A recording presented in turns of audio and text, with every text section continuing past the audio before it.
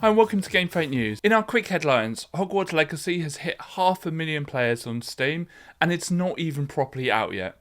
Predictably, the boycott hasn't hit any part of the game's success after also seeing the game becoming the most streamed single player game on Twitch yesterday. A new AAA studio has been created in Montreal by PUBG developer Krafton.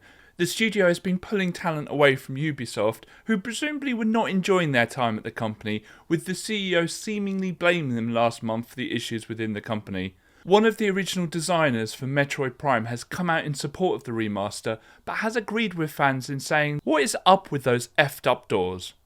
The remastered doors are opaque, whilst the original had a fantastic translucency. Hopefully this will be fixed soon, unless they're hiding unloaded assets that the poor Switch just isn't able to handle.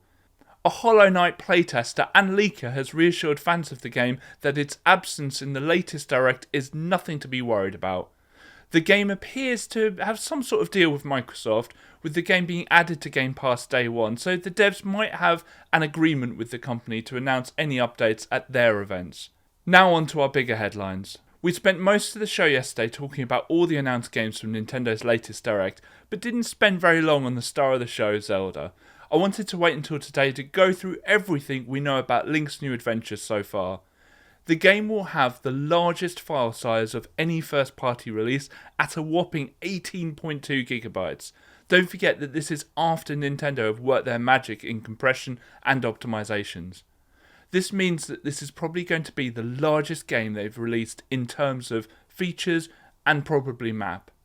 Of course, Hyrule and the surrounding areas will be the same as the prequel, but with new vertical and possibly underground areas, the map will probably be bigger.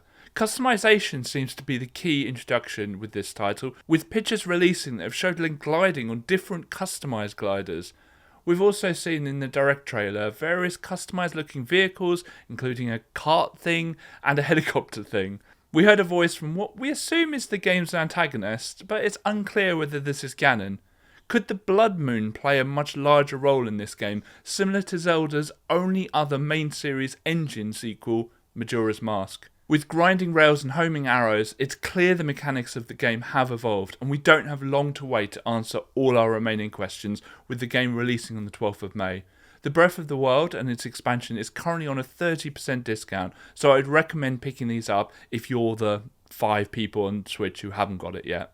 The Famitsu sales chart has been released, which tracked console and game sales in Japan. The PlayStation 5 sales were strong last week with 63,000, but have smashed that this week with 93,000, beating the Switch at 55,000.